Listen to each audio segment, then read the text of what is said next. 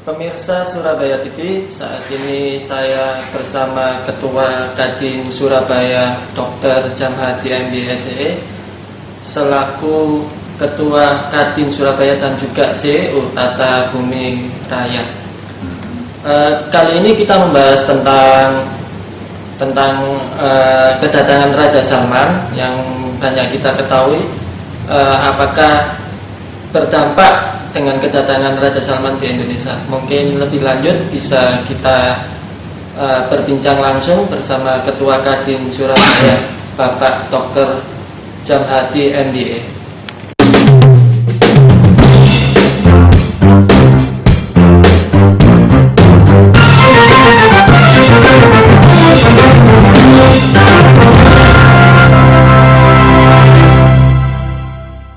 Bagaimana Pak dengan kedatangan Raja Salman yang banyak menyorot perhatian dari publik? Apakah nanti implikasinya itu berdampak positif bagi perekonomian Indonesia, mungkin di Surabaya khususnya? Ya, tentu ini adalah tamu yang kita tunggu-tunggu. Tamu yang sangat bersejarah sejak 47 tahun yang lalu. Raja Saud, ya, kakek dan cucunya, kakeknya, ya, beliau, ya, itu datang di masa Presiden Soekarno memimpin Republik Indonesia. Dan setelah 47 tahun pula beliau berkenan untuk berkunjung dan datang ke Indonesia. Ini dulu yang perlu kita apresiasi. Untuk itu tentu kita juga berterima kasih kepada pemerintahan Pak Jokowi ini yang berupaya untuk terus mendatangkan tamu-tamu dari luar untuk datang kemari untuk melihat dari dekat apa yang terjadi di Indonesia belakangan ini. Banyak capaian-capaian yang harus dilihat dan ditawarkan tentu, gitu ya. Nah, tentang kehadiran sendiri pastinya itu berdampak pada perekonomian Indonesia, ya. Sekurang-kurangnya adalah di mana beliau datang dengan membawa 1.500 personel, ya. Ini adalah jumlah yang spektakuler, yang sangat luar biasa.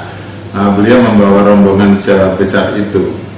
Nah, tentu ini juga banyak dunia usaha yang turut merasakan, terutama yang di Jakarta dan di Bali, ya, untuk kali ini, ya. Setidaknya pengusaha hotel, restoran yang memasok, ya, makanan minuman, ya, dan juga turisme, ya. Ini mengalami satu apa namanya itu kesenangan tersendiri karena kedatangan tamu-tamu agung seperti Raja Salman dan keluarga besarnya, begitu, ya. Nah, kalau dari sisi hubungan bilateral kenegaraan, apa yang dilakukan beliau dengan menandatangani MOU, ya, atas kerjasama untuk investasi, kerjasama perdagangan, kerjasama di bidang turisme, ya, ini tentu sangat membanggakan, ya, di saat memang Indonesia sekarang ini sangat memerlukan kehadiran investor, ya, kehadiran investor, karena kita memang sedang membangun infrastruktur besar-besaran. Apakah itu infrastruktur jalan, apakah itu infrastruktur maritime industry, ya, kepelabuhanan, juga tentang kepariwisataan, ya, yang nanti ujungnya adalah bisa membuat logistik cost di Indonesia ini akan lebih kompetitif.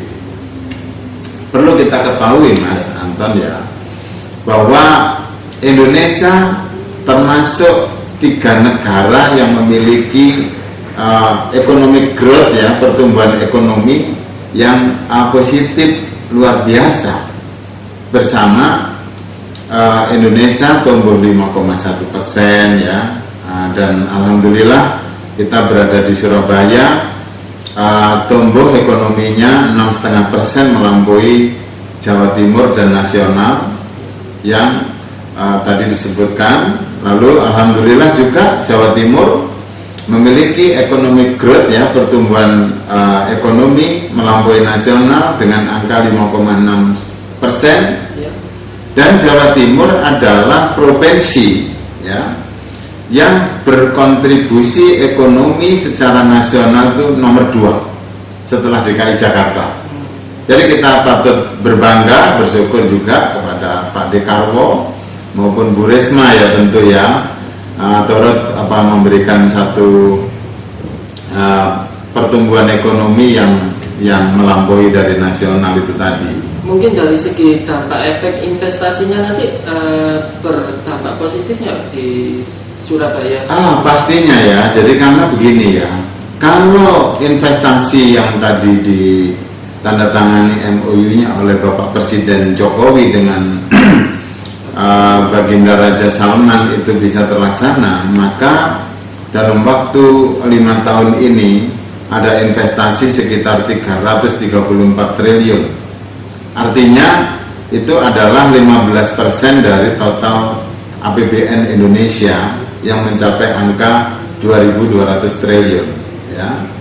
Jadi Indonesia memiliki APBN 2.200 triliun, sedangkan Jawa Timur memiliki APBD sekitar 130 triliun dan Surabaya memiliki APBD sekitar 8,5 triliun. Itu pastinya akan terpengaruh. Teorinya begini ya, karena Jawa Timur ini memiliki kontribusi ekonomi kedua setelah DKI, berarti kalau secara nasional itu ada investasi, sudah pasti juga akan mengalir ke Jawa Timur ya, plus minus kita di angka 17% ya, 16,7% setelah DKI Jakarta yang angkanya 17,5% gitu. Nah ini tentu ada pengaruh. Lalu tadi yang ditanyakan tentang sektor-sektornya ya. Ini begini Mas ya, kalau kita lihat dari kacamata global yang tadi hanya tumbuh 2,5%, sedangkan Indonesia angkanya jauh melampaui bersama Cina dan India gitu ya. Tapi karena Indonesia itu majority kita itu pemeluk Muslim ya kan, mungkin Raja Salman itu memilih ya kan, memilih di antara 3 negara, India, Cina dan Indonesia. Tentu Indonesia menjadi lebih penting gitu ya. Coba bayangin kalau kita di dalam teori take and give begitu ya, kita kan termasuk negara yang berkontribusi besar kepada Arab Saudi.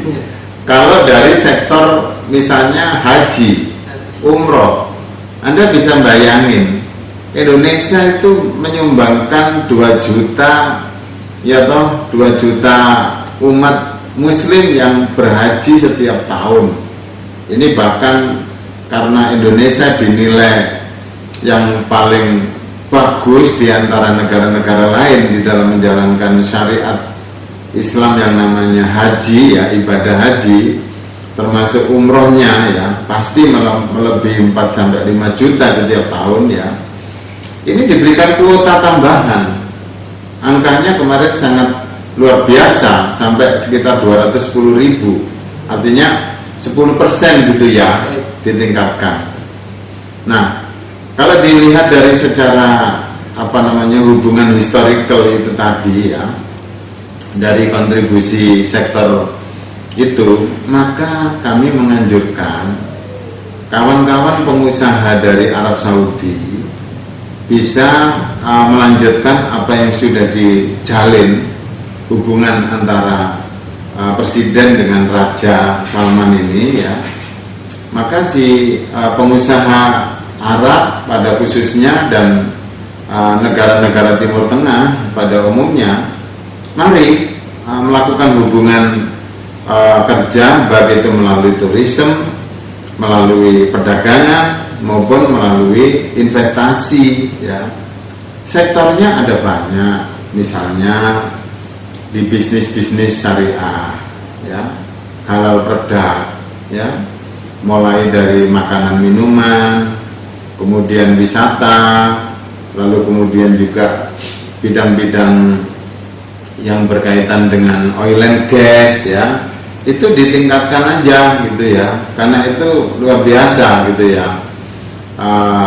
Kalau bisa membuat itu di Indonesia, khususnya di Jawa Timur, untuk mensuplai dunia makanan, minuman, dan bisnis syariah di dunia, itu nilainya 6,5 triliun US dollar, ya. Ini bukan angka yang kecil, ya, untuk mensuplai 3 miliar umat Islam di dunia.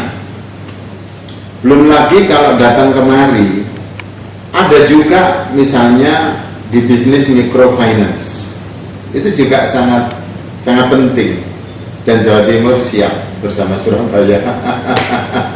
Demikian perbincangan kami bersama Ketua Kadin Bapak Dr. Jamhadi MBE, yang juga tim ahli dari Kadin Jatim dan pendiri SCCF, Surabaya City Forum. Dari Surabaya, Antonius Andika, salam Surabaya TV.